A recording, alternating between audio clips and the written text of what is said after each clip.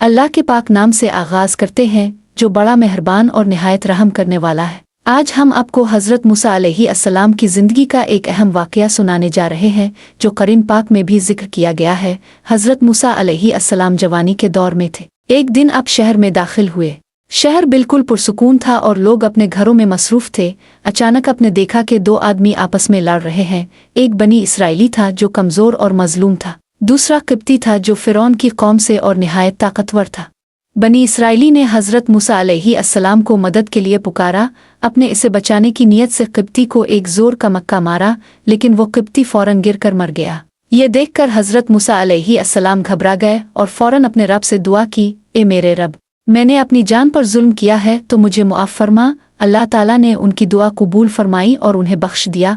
अगले दिन फिर वही बनी इसराइली किसी झगड़े में पड़ गया। हज़रत मूसा अलैहिस्सलाम ने इसे डांटा और फरमाया, तुम तो बड़े झगड़ालू शख्स हो।